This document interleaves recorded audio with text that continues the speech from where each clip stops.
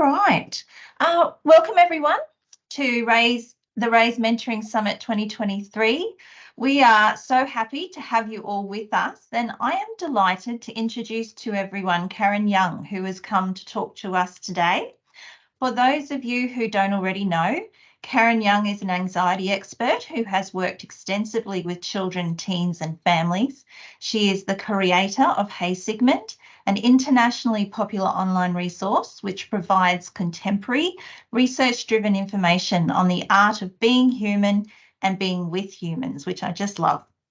The website has a particular emphasis on strengthening the mental well-being of children and adolescents, and it attracts millions of readers worldwide. Karen works with schools, government bodies, and child and adolescent focused organisations, both in Australia and overseas. And she's the author of 4 books, including the best-selling Hey Warrior and Hey Awesome, which creatively assist children to understand and manage anxiety. Karen, thank you so much for being a part of our Raise Youth Mentoring Summit, and it's wonderful to have you here. Oh, my pleasure. Thank you for having me. Wonderful. Now, we know you as a Brisbane girl, but you're not in Brisbane at the moment. Can you tell us where you are and what you're doing at the moment? No, I'm actually in Tasmania at the moment. I've been talking at a few schools and to a few parent groups and teachers doing professional development. So it's so good. The village is strong and wide. The village is strong. Very true. Busy woman too.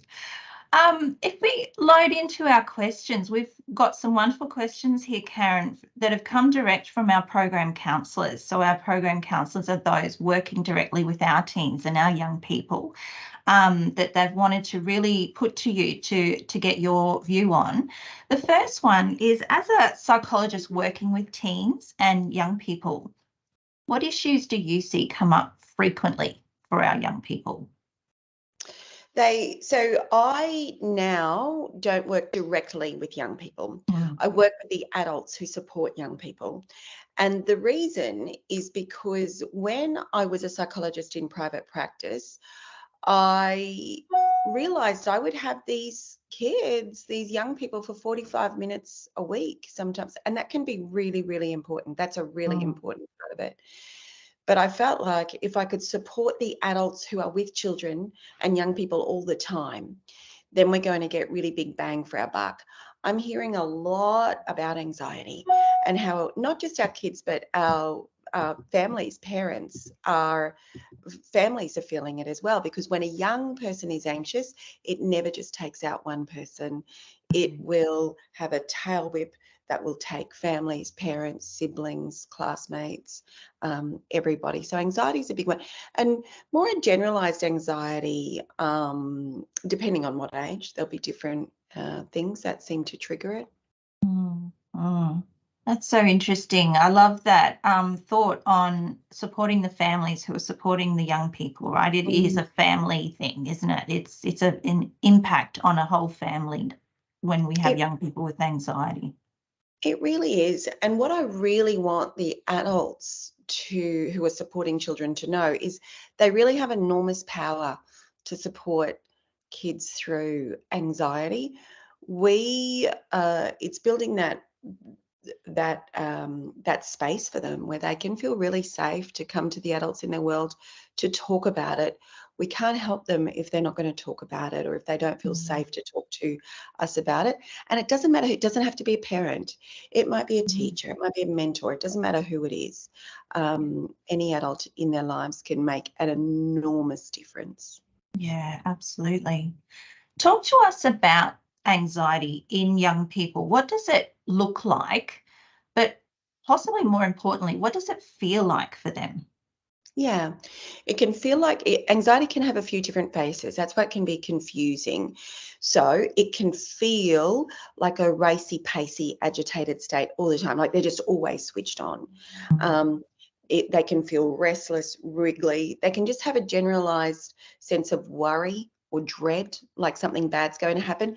They might land that worry on something in particular. So they might be specifically worried about something, or sometimes it can make the anxiety, it can create anxiety about the anxiety when there isn't really a target for the anxiety. It just seems to be everything.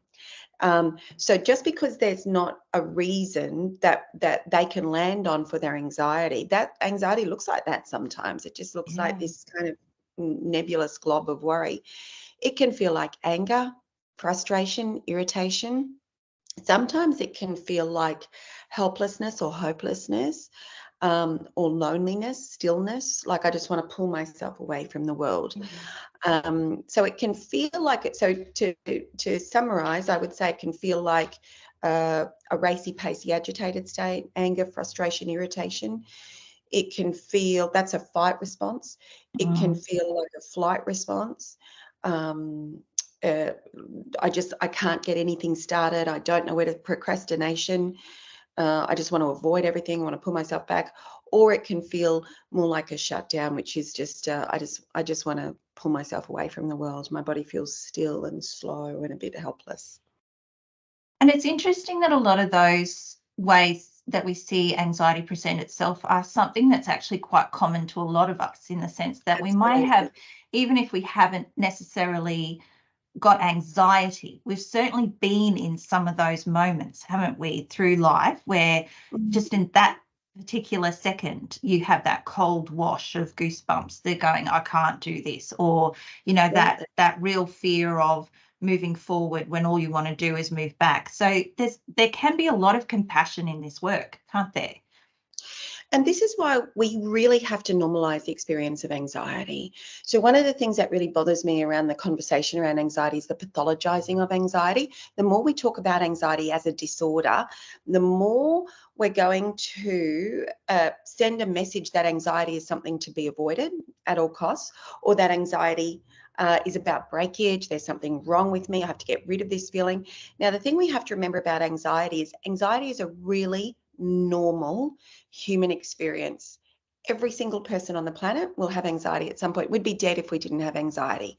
It steers us away from tricky people, tricky decisions, dark alleys, all of those sorts of things. It's the thing that makes us perform to our best and want to be our best, not just for ourselves, but also to take care of the people around us. So we're never going to get rid of it. We don't want to. Now, anxiety happens whenever there's any risk at all. Well, it can happen when we're in danger, but it can also happen when there's any risk at all of humiliation, judgment, failure, missing out on something important, messing up something important, separation from our people. Now, anything we do that is brave, meaningful, hard, is going to be full of those potential threats. The brain doesn't care how likely it is. Even if there's we try something new, we might stuff it up. We might humiliate ourselves. We go to school. We might, well, certainly we're separated from our important people. We might mess something up, full of relational threats. Now we say, rather than saying, oh my goodness, you have anxiety, we've got to fix this, we have to shift this conversation to, of course you have anxiety. You're doing some big stuff here. The more we talk about anxiety as a disorder, as something to be avoided, we're steering them away from the potential anxiety triggers, which are new things, hard things, challenging things, things that are important, things that are growthful. The only way to make sure kids don't experience anxiety is to make sure they're never in front of anything growthful.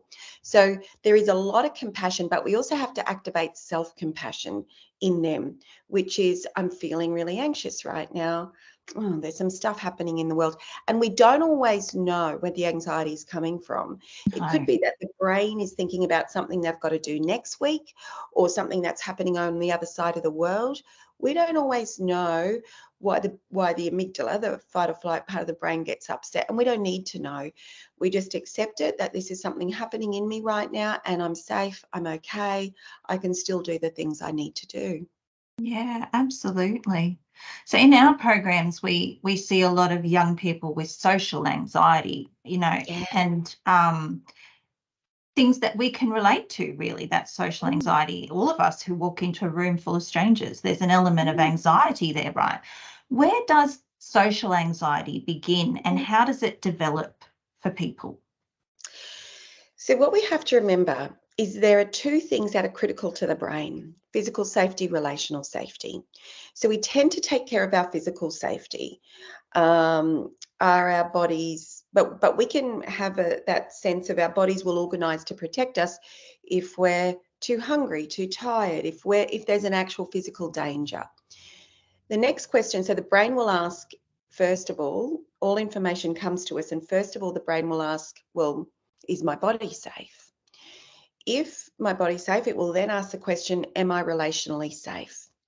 Now, when we talk about safety and threat, it's not about what is actually safe or not safe, but about what the brain perceives and any potential for risk. So the thing about social anxiety is feeling accepted by people, feeling like I belong here, being free from shame, humiliation, judgment is so important to the brain, because we share this part of the brain with all mammals. Think about young mammals. If they're young mammals in the wild, if they're excluded from the pack, they're going to die, or they're going to go feral. Even as the youngest mammals, as the youngest human mammals, if we aren't connected to a tribe, if we aren't accepted into our group, we're going to be in a lot of trouble. As we move through life, if we're excluded from social groups, we're going to be in trouble. Yeah. The brain feels safest when we're with other people. And it doesn't even matter who. We'll feel safer walking past a dark alley if we've got someone beside us than by ourselves. So true. It doesn't even matter. If we're walking into a room full of people we don't know, we're going to be anxious because it's full of those potential relational threats. If we know one person in that room, and only one, and even if we just know them a little bit, but it's someone to go to, we're going to feel safer, because our brain's going to say, okay, there's someone here who's going to make me feel welcome and accepted and like I belong. I've got someone to talk to, so I won't be standing on my own. So we have to remember it's a really valid response, social anxiety, because of where the brain's at. So rather than, and this is again, I go back to, rather than presenting social anxiety as a disorder, even for kids whose social anxiety is so huge they can't go to school, they can't leave the house, they can't go to parties, there is nothing to be served in having them feel like they're broken or like it's a deficiency or breakage. So we go right back to the beginning and we say, this exists on a spectrum. Everybody gets it in some way. Sometimes we'll get it a lot. Sometimes we'll get it a little bit. You're experiencing something that is really normal, but at a time you don't really need protecting. So this is just your brain trying to look out for you, but at a time it doesn't need to. We need to be the boss of our brain and remember that. But if we don't put that story to it, and if we don't normalize it, the story, and instinctively we humans put stories to our experiences and our emotions, it's how we kind of anchor them to feel safer. If we don't help kids understand this, the story they put to it is, well, I'm looking around and all the other kids can do this stuff and I can't do it, so there must be something wrong with me. I must be broken. And that's going to drive more anxiety about the anxiety. Now, the other thing about anxiety is whenever the brain registers threat, it starts a whole chain of physiological responses in the body. It gets us sweating, racy heart. It shifts our breathing to short and shallow so we can get red-faced, rosy cheeks. That in itself, the symptoms of anxiety can drive social anxiety, because I don't want other kids to see that I'm red-faced. I don't want other kids to see me sweaty. I don't want other kids to see that I can't find my words and I'm shaky. These are all really normal physical symptoms of anxiety because you're doing something important, not because there's something wrong with you, but because this really matters to you. Of course you feel like this. And then we talk to them about ways to calm it down. So the physiological symptoms of anxiety will continue to drive anxiety if we don't make sense of them as well. So what we have to do for kids is really make sense of everything they're feeling, so these feelings don't scare them and drive that deficiency story. But it's all on the spectrum of what we humans experience. It's the most human of the human experiences, anxiety. Absolutely. Yeah. Talking on from that, the young people in our programs, they all present as really brave and courageous and curious because, even with the anxiety, they see the value of what they're about to embark on. It's without the bravado and the fanfare, if you like, of those typically confident people, the confident young people. You talk about living bravely with anxiety. Can you talk to us about what that means and why it's so important? I think you've led into that already. If it was in terms of young people engaging in brand new things to them, how does living bravely with anxiety help them in those moments? Yeah, so what anxiety does is it organizes our body to be stronger, faster, more powerful, and deal with the hard things we need to do. Mm. Being brave isn't about actually what we do, it's not about outcome. And it's different for everybody. So one of the things I say is the same people who might be able to, um, I don't know, climb a mountain might not be able to tell the people they care about that they care about them. They might not be able to talk about the things that scare them. All of this is brave. Now, if it feels brave, it's brave. One of the things we have to remember whenever there is something brave we need to do, there's always going to be anxiety. Always. Because if there's no anxiety, it's not brave. It's actually the existence of anxiety that makes it brave. If there's no anxiety, it's like having breakfast or brushing your teeth, right? You don't get anxious about that because it's not brave. It's just something that we get on with. If something had happened and brushing your teeth for whatever reason felt really hard and there was anxiety, then it's brave. It's the existence of anxiety that makes something brave. Now, being brave is not about outcome. It doesn't matter if we do the brave thing and mess it up or just step closer to the brave thing. Being brave is about being able to handle the discomfort of anxiety. It's being able to sit in the discomfort of anxiety. And sometimes that might just be for a minute longer than yesterday. And if it's been for a minute longer, then you've been brave today. That's all you need to do. Because brave happens little bit by little bit by little bit. It's like getting into a cold pool. We get into a cold pool, it's going to register as pain in the brain, it's going to want us out, but we stay with it. The longer we stay with it, the more our brain goes, okay, maybe we're not going to die from this cold pool. Because every time the brain registers threat, it thinks we're about to die. It's got one response. So then we stay with it. Our bodies adjust. We go to our knees. Our brain says, hop out of the pool. This doesn't feel okay. We stay with it until eventually we are in the thing. We mightn't have jumped right in. We did it little bit by little bit by little bit. Each little step gives our brain the opportunity to experience it and then ease into it and go, okay, maybe this is okay. So living bravely with anxiety is about trusting that you can handle the discomfort of anxiety. That's what it's about. It's also about trusting that even if your what if happens and it doesn't go to plan, you're going to handle that because you will. And things don't go to plan all the time, but we handle it. We handle it. And that's what we need to come back to, is reminding kids that it's not about what you do, but about being able to handle this discomfort of anxiety and teaching your brain and teaching your body that this is okay. We can do this. Yeah, absolutely. With Hey Warrior and Hey Awesome, you use wonderful picture books to address big issues like anxiety and low self-esteem. Why do you think that the creative approach really works for young people? We have to turn anxiety into an ally. We have to make it friendly. We have to make it be withable and live withable. So what Hey Warrior does is it teaches them the neuroscience of anxiety. They have to understand the neuroscience, what's going on in their brain, what's going on in their body, in a way that they can come close to and explore and feel safe with. So we make it playful. We make it fun. So Hey Warrior introduces them to the amygdala, which is the part of the brain that one of the parts of the brain that triggers anxiety, the main part. But we turn it into a fierce protector. So it's not a bully. It's not a disorder. It's not breakage. It's a magnificent part of the brain. It's a strong, bold, incredible part of the brain that is doing exactly what brains are meant to do, which is protect us.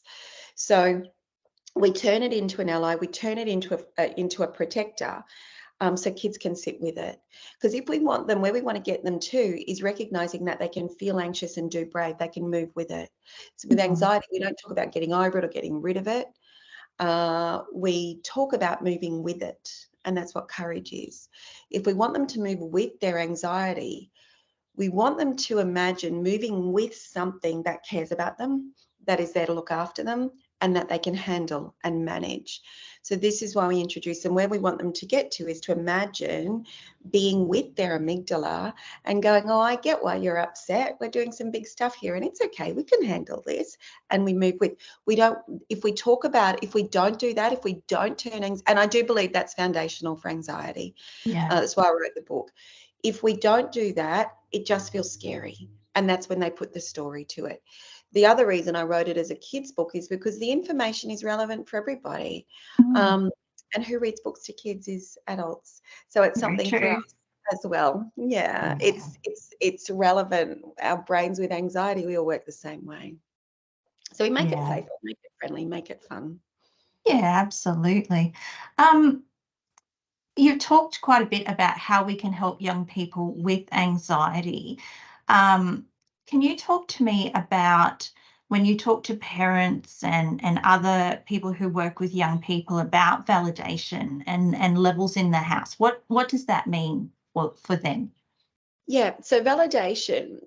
Well, what I really want parents to hear, or any important adult in the life of a child to hear, anxiety won't hurt kids. Big feelings won't hurt kids. Big distress will not hurt kids. We don't need to fix it.